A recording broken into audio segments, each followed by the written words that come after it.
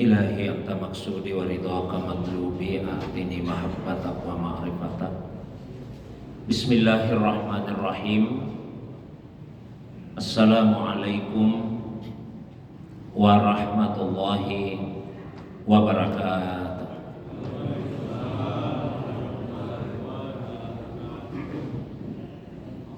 Alhamdulillahilladzi anzala sakinata fi qulubil mu'minin liyazdadu imanan ma'a imanihim walillahi junudus samawati wal ard wa kana Allahu aliman hakima wa sallallahu ala sayyidina Muhammadin allazi arsalahu ilan nasi basyiran wa nadhira wa ala ali Muhammadin wa sahbihi wa sallama tasliman katsira amma ba'du.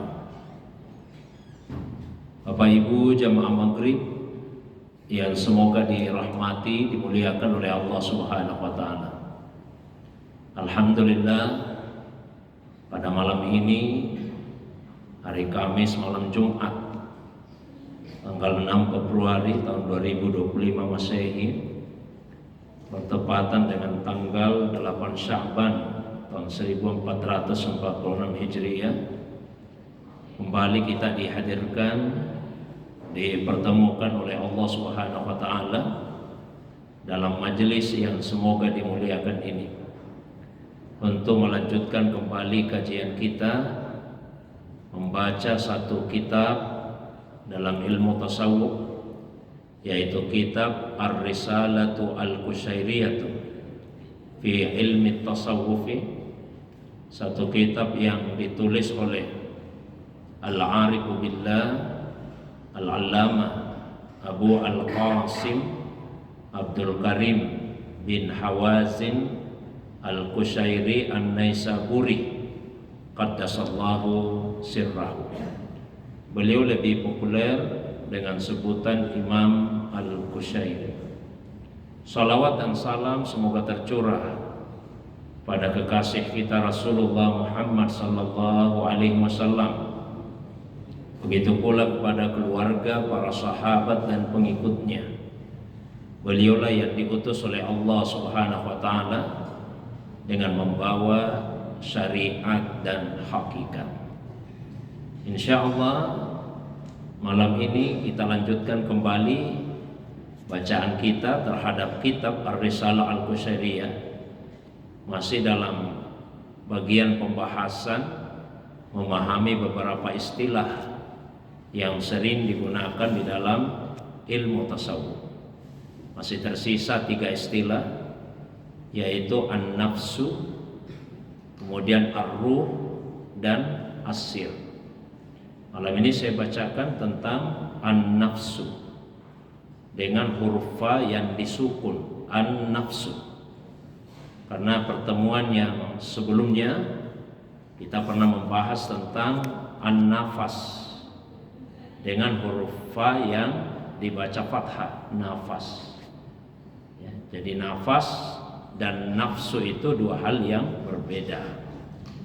Kalau nafas dalam istilah tasawuf yaitu satu keadaan yang menenangkan, yang dialami, yang dirasakan oleh seorang hamba yang menempuh perjalanan menuju kepada Allah Subhanahu wa taala. Sejatinya perjalanan menuju kepada Allah Subhanahu wa taala itu adalah perjalanan yang melelahkan, ibarat mendaki ke tempat yang tinggi. Ya ayyuhal insan innaka kadihun ila rabbika kadhan famulaqih. Wahai manusia, sesungguhnya engkau telah menempuh perjalanan menuju kepada Tuhanmu, ya, menempuh perjalanan yang berat, famulaqihi, maka pada akhirnya kamu akan menjumpainya. Namun meskipun perjalanan itu berat, melelahkan, tapi ada saat-saat ketika Allah Subhanahu wa taala memberikan, menganugerahkan raha, ketenangan kepada hambanya yang menempuh perjalanan tersebut. Itu yang dimaksud dengan nafas dalam ilmu tasawuf, ya, bukan nafas dalam pengertian yang kita kenal sehari-hari. Nah, yang akan kita bahas malam ini yaitu tentang an-nafsu, ya, an-nafsu. Nafsu syai'i fil lughati wujuduhu, wa indal qaumi laisal muradu min itlaqi lafzin nafsi al-wujud wala al-qalib al-mawdu. Innama aradu bin nafsi ma kana ma'lulan min awsafil abdi wa mazmuman min akhlaqihi wa af'alihi. Kemudian nafsu syai' secara lugah, secara bahasa adalah wujuduh, eksistensi atau keberadaannya, itu secara bahasa. Jadi ada beberapa makna nafs secara bahasa. Di antaranya nafs maknanya adalah wujud, keberadaannya. Ya, kalau misalnya disebut nafsul kitab, yang dimaksud adalah eksistensi atau keberadaan dari satu kitab. Kata nafs juga kalau menurut para ahli mantik, ahli ilmu logika, yang dimaksud dengan nafs adalah hakikatus syai' wa mahiyatuhu, inti atau substansi dari sesuatu. Itu kalau dalam pandangan ahli ilmu mantik atau ilmu logika. Sebagian ulama fikih memahami nafs dalam arti aliran darah atau darah yang mengalir. Sehingga misalnya di kitab fikih, bangkai binatang itu dibagi dua. Ada bangkai binatang yang mempunyai nafsun sa'ilah, yang mempunyai aliran darah yang mengalir. Ada bangkai binatang yang tidak mempunyai aliran darah yang mengalir. Itu nanti dibedakan. Kalau yang tidak mempunyai aliran darah yang mengalir, maka bangkainya bukanlah najis. Misalnya semut, ada semut yang jatuh ke dalam gelas yang berisi air minuman, maka semut itu sekalipun dia mati, maka dia bukan najis. Air itu bisa diminum. Itu semua dalam pengertian di luar dari pengertian ilmu tasawuf. Nafsu juga maknanya adalah totalitas diri, keseluruhan diri. Bukan itu juga yang dimaksud dengan nafs dalam ilmu tasawuf yang akan kita kaji ini. Lalu apa yang dimaksud dengan nafsu menurut pengertian para ulama tasawuf? Wa indal qaum, menurut para ulama tasawuf, yang disebut dengan kaum di sini para ulama tasawuf, laisal muradu min itlaqi lafzin nafsi al-wujud wala al-qalib al-mawdu. Ketika digunakan kata nafs, yang dimaksud bukan eksistensi atau keberadaan sesuatu, bukan juga bentuk luar, ya, tapi yang dimaksud adalah makana ma'lulan min awsafil abdi wa mazmuman min akhlaqi wa af'alihi. Jadi nafsu menurut ulama tasawuf yaitu sifat-sifat hamba yang tercela. Jadi sifat-sifat hamba yang ma'lul, yang tidak baik, ya, akhlak dan perbuatan yang tercela. Jadi nafsu itu dasarnya adalah sesuatu yang buruk, sesuatu yang tercela dalam pandangan para ulama tasawuf. Summa al-ma'lulat min awsafil abdi ala darbaini, ahadihima yakunu kasban lahu kama asihi wa mukhalafatihi, wasani akhlaquhu az-zamimah fahiya fi anfusiha mazmumatun fa idza alajahal abdu wa nazalaha tantafi anhu bil mujahadati zalikal akhlaq ala mustamiril ada. Kemudian sifat-sifat yang buruk, akhlak perbuatan yang tercela tadi, pada sisi hamba itu ada dua macam. Ya, ada dua macam. Yang pertama, yakunu kasban lahu. Ada yang merupakan usaha, perbuatan dari manusia itu sendiri. Jadi ada akhlak, sifat kita yang tercela, ya perbuatan kita sendiri. Seperti apa contohnya? Ma'asihi, melakukan maksiat, mukhalafah, menyelisihi Allah Subhanahu wa taala. Misalnya ada yang berdusta, ya maksiat itu dari dirinya sendiri. Ada yang mencuri, maksiat itu dari dirinya sendiri. Ada yang minum minuman keras, itu semua berasal dari usahanya sendiri. Tapi ada yang kedua, yang merupakan akhlak buruk yang ada pada dirinya, ya, sifat yang sejak awal melekat pada dirinya. Kita bisa baca misalnya banyak ayat Al-Quran yang menyebutkan, ya, khuliqal insanu, manusia itu diciptakan. Lalu disebutlah beberapa sifat yang buruk. Misalnya khuliqal insanu halu'a, ya, khuliqal insanu manu'a, dan seterusnya. Manusia diciptakan dalam keadaan berkeluh kesah. Ini keluh kesah sifat buruk. Tapi itu sesuatu yang memang melekat pada manusia, menjadi pembawaan dasarnya. Manusia diciptakan manu'a, kikir, selalu menahan-nahan. Jika ada sesuatu yang dia miliki, dia tidak mau berbagi dengan orang lain. Manusia itu diciptakan dalam keadaan, ketika dia mendapatkan nikmat, dia menahan nikmat tersebut. Dan ketika dia mengalami sesuatu yang buruk, maka dia mudah berkeluh kesah. Jadi ada dua macam sifat tercela pada manusia. Ada yang kasban, memang usahanya, perbuatannya. Ya, ada yang memang melekat pada dirinya. Nah, ketika seorang hamba kemudian hendak mengobati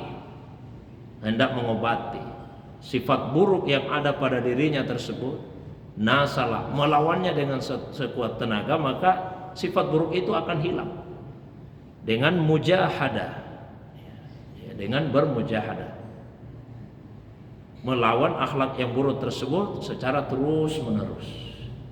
Saya pernah sampaikan bahwa jihad itu ada dua macam. Ada jihad fi sabilillah, jihad di jalannya Allah Subhanahu wa ta'ala. Ada juga jihad fillah, jihad di dalam atau jihad menuju Allah. Tidak dikatakan di jalan, ya. Jadi ada jihad di jalannya Allah, ada jihad menuju Allah Subhanahu wa ta'ala. Kalau jihad fi sabilillah, jihad di jalan Allah, yang dimaksud adalah jihad khariji, jihad eksternal, jihad di luar diri, yaitu berjihad melawan musuh yang menyerang umat Islam atau yang hendak menghinakan agama, kemudian dilawan. Itu jihad fi sabilillah. Adapun jihad fillah, jihad di dalam Allah atau menuju kepada Allah, yaitu jihad dakhili, jihad internal, jihad di dalam diri kita, yaitu jihad melawan hawa nafsu sendiri. Dan ini jauh lebih berat. Di dalam sebuah hadis yang sekalipun sanadnya, mata rantainya lemah, tapi matanya sahih, disebutkan bahwa Nabi SAW pernah bersabda, raja'na minal jihadil asghari ila jihadil akbari. Kita telah kembali dari jihad yang kecil menuju kepada jihad yang besar. Jihad yang besar itu adalah jihadun nafs, berjihad melawan hawa nafsu. Jamaah maghrib yang dimuliakan oleh Allah SWT. Wal qismul awwalu min ahkamin nafsi ma nuhiya anhu, nahyu tahrim au nahyu tanzih. Nah, bagian yang pertama tadi disebut ada dua bagian. Ada yang merupakan usaha manusia, perbuatan manusia itu sendiri. Ada yang bawaan dari lahir. Nah, untuk bagian yang pertama, yaitu sesuatu yang dilarang, baik dilarang dalam bentuk larangan haram maupun larangan makruh. Seperti contoh tadi ya, berdusta, mencuri, minum minuman keras, dan perbuatan-perbuatan lainnya yang dilarang. Kalau itu dilakukan ya perbuatan manusia itu sendiri. Wa ammal qismus tsani minan nafs fasafsafil akhlaq waddani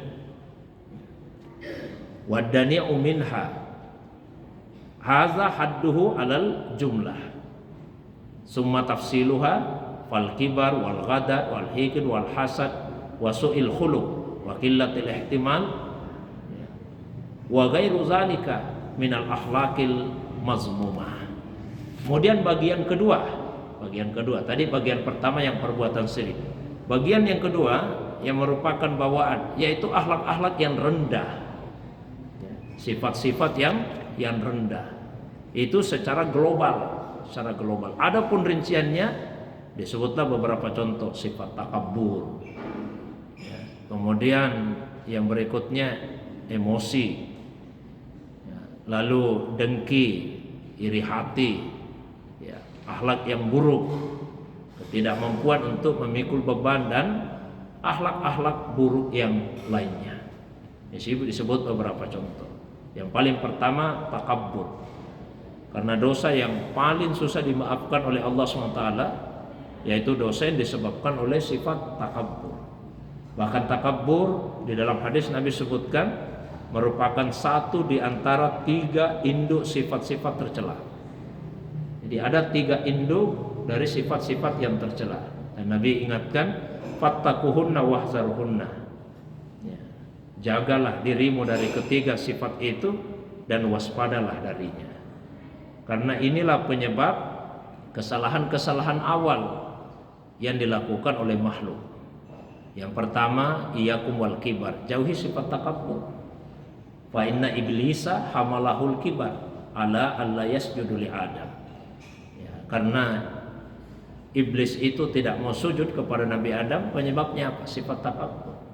Satu. Yang kedua, iyyakum wal hirs, jauhilah hirs, ambisi, keinginan yang melampaui batas. Fa inna Adama hamalahul hirs ala an akala minas syajarah. Karena Nabi Adam alaihissalam kemudian memakan buah dari pohon yang Allah larang untuk mendekatinya, itu karena apa? Karena hirs, ambisi, keinginannya yang melampaui batas. Keinginan apa itu? Ingin tinggal selamanya di dalam surga. Ketika merasakan kenyamanan, kenikmatan, kelesatan di dalamnya. Karena ini watak manusia yang buruk, tidak mau melepaskan kenikmatan dan kelesatan yang dirasakan. Kemudian yang ketiga, iyyakum wal hasad, jauhi iri hati. Jauhi iri hati. Fa inna ibnai Adam qatala ahaduhuma sahibahu hasadan. Karena salah satu dari 2 putra Nabi Adam membunuh saudaranya sendiri, itu karena apa? Karena iri hati. Jadi takabur, ambisi yang melampaui batas, dan iri hati. Ini induk dari sifat-sifat yang tercela. Yang maghrib yang dirahmati, dimuliakan oleh Allah SWT. Wa asaddu ahkamin nafsi wa as'abuha tawahumuha anna syai'an minha hasan au anna laha istihqaqu qadar walihaza udda zalika minasyirkil khafih. Nah, adapun bagian nafsu yang paling keras dan paling susah, paling buruk, yaitu adanya anggapan bahwa nafsu itu mempunyai sesuatu yang baik, atau dia mempunyai bagian dari kemuliaan. Maksudnya seperti ini, Pak. Ketika kita beribadah, kadang kita merasa bahwa ibadah itu berasal dari diri kita sendiri, keinginan kita. Akhirnya kemudian kita i'timad, bersandar kepada amal. Nah, tidak boleh seorang hamba itu i'timad kepada amalnya, tidak boleh dia bersandar kepada amal. Sandaran kita hanya kepada Allah SWT saja, tanpa mengabaikan amal. Tapi tidak boleh sama sekali untuk bersandar kepada amalan. Ya, termasuk juga saya pernah sampaikan, dosa ada yang disebabkan oleh godaan setan, ada yang disebabkan oleh bujukan nafsu. Dan seorang hamba mesti benar-benar bisa membedakan itu, karena jangan sampai kita salah untuk melawannya. Contoh, ternyata keinginan kita untuk berbuat dosa ini dari nafsu, tapi yang kita lakukan apa? Baca isti'adzah, auzubillahi minasyaitonirrajim, auzubillahi minasyaiton. Itu untuk melawan godaan setan. Nah, sekarang keinginan kita ini bukan karena setan, tapi karena nafsu kita.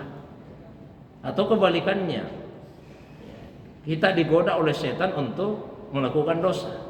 Lalu cara kita melawannya yaitu dengan cara melawan nafsu, padahal yang menggoda kita setan. Bagaimana cara membedakan keinginan melakukan dosa itu berasal dari nafsu atau berasal dari setan? Kalau nafsu diumpamakan seperti anak kecil. Anak kecil. Kalau anak kecil itu punya keinginan, satu keinginan, harus keinginan itu yang dipenuhi. Tidak mau kalau yang lain. Nah, contoh, ada anak saya suka sekali renang, suka berenang. Pokoknya kalau hari Sabtu, hari Ahad salah satunya maunya berenang. Biar saya tawarkan yang lain, enggak usah dulu berenang karena hujan-hujan ini. Kita pergi ke tempat ini saja. Pokoknya tidak, harus itu. Harus itu. Nah, nafsu itu seperti itu, Pak. Jadi kalau ada yang tergoda melakukan dosa dan harus dosa itu yang dilakukan, tidak boleh tidak. Berarti godaan itu berasal dari nafsu. Beda dengan setan.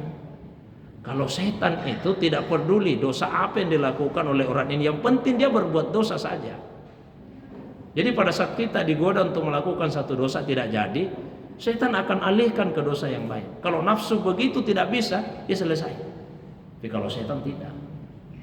Misalnya kita digoda, ayo pergi ke diskotik. Nah, ini setan yang menggoda kita. Ternyata turun hujan. Setan tidak putus asa, dialihkan, tidak usah. Pergi saja dulu kumpul-kumpul di sana. Cerita-cerita yang tidak baik.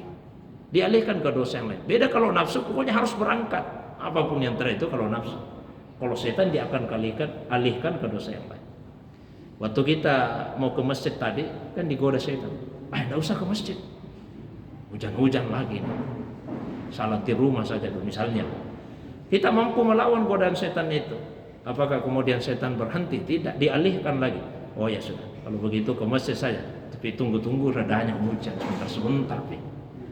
Kita bisa lawan, Pak. Apa kemudian setan itu berhenti? Tidak. Begitu kita keluar, kita diupayakan untuk beralih ke tujuan yang lain. Ya, singgah dulu, ya, belanja apa dan seterusnya. Begitu kita mampu lawan, kita tetap datang ke masjid tepat waktu, kita salat. Setan menggoda lagi, diingatkan kita akan aktivitas-aktivitas dunia akan kita kerjakan. Begitu ini mampu kita lawan, disinilah kita digoda dan kerjasama dengan nafsu. Karena bisa juga kerjasama. Apa itu? Tiba-tiba ditanamkan di dalam hati kita perasaan ujub. Oh, hebat memang saya ini, tak bisa digoda setan. Itulah godaan setan. Ketika kita merasa tidak bisa digoda oleh setan, padahal pada saat kita sudah digoda. Itulah yang dimaksud tadi. Ketika merasa diri kita punya hak, punya bagian dari satu kemuliaan itu, memandang bahwa nafsu itu baik. Ya, maka dalam beribadah kepada Allah, selain dituntut ikhlas, juga dituntut jujur. Bahkan di dalam kitab Qawaidut Tasawuf, ya, yang ditulis oleh Syekh Syarruq qaddasallahu sirra, beliau mengatakan ribuan pengertian tasawuf, tapi di antara semua definisi itu bisa disimpulkan dalam dua kata saja. Apa itu? Sidqut tawajjuh, jujur dalam menghadap kepada Allah. Kalau ikhlas lawannya riya. Ikhlas itu lawannya riya. Riya adalah orang yang melakukan satu ibadah misalnya dengan tujuan mendapatkan pujian atau penghargaan dari orang lain. Itu orang yang riya, dia tidak ikhlas. Sementara sidku, jujur dalam ibadah, lawannya adalah ujub. Apa itu? Bukan pujian dan penghargaan orang lain yang dia inginkan dalam ibadahnya, tapi dia sendiri yang terpesona dengan amalnya. Ada orang salat, Pak, bukan ingin dipuji orang, bukan ingin dapat penghargaan dari orang, tapi ketika dia salat dia merasa, oh, hebat memang saya ini. Yang lain semua tidak khusyuk, saya sendiri kayaknya yang khusyuk ini. Itu ujub namanya, Pak. Ya, jadi mesti jujur dalam ibadah kepada Allah SWT, tidak hanya ikhlas saja. Itulah sebabnya kalau masih ada perasaan seperti itu, udda zalika minasyirkil khafi. Itu dipandang sebagai syirik yang tersembunyi. Wa mu'alajatul akhlaqi fi tarkin nafsi wa kasriha. Maka cara melawan akhlak yang buruk itu meninggalkan nafsu dan betul-betul kita berusaha mematahkannya. Atammu min muqasatil ju' wal atas wassahar wa ghairi dzalik. Itu lebih sempurna daripada memaksa diri untuk lapar, memaksa diri untuk haus, memaksa diri untuk begadang. Wa ghairi dzalika minal mujahadat allati tatadammanu suqutul quwwah. Dan usaha-usaha keras lainnya yang kemudian melemahkan kekuatan kita. Meskipun ya wa in kana zalika aidan min jumlati tarkin nafs. Meskipun di dalamnya juga ada kebaikan-kebaikan. Orang misalnya dia paksakan dirinya begadang, dia paksakan dirinya. Orang paksakan dirinya untuk puasa terus-menerus setiap hari. Ya di dalamnya ada kebaikan. Tapi Nabi tegur. Pernah ada 3 orang sahabat yang menemui istri-istri Rasulullah, bertanya seperti apa ibadahnya Nabi. Karena mereka ingin meneladani Nabi. Diceritakan lalu Nabi itu begini ibadahnya.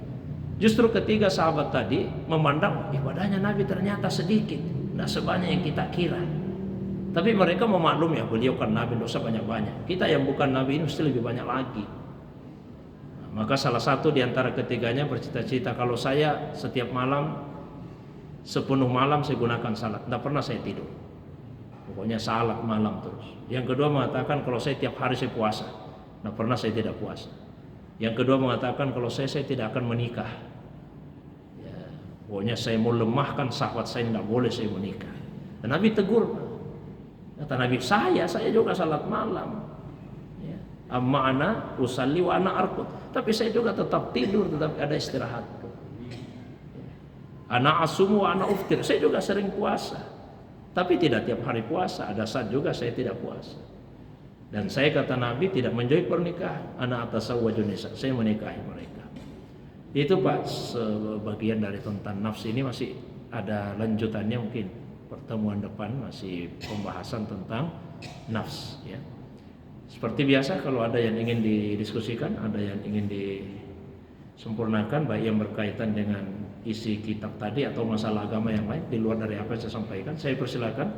Demikian untuk sementara. Wa ilallahi turja'ul umur. Wassalamualaikum warahmatullahi wabarakatuh.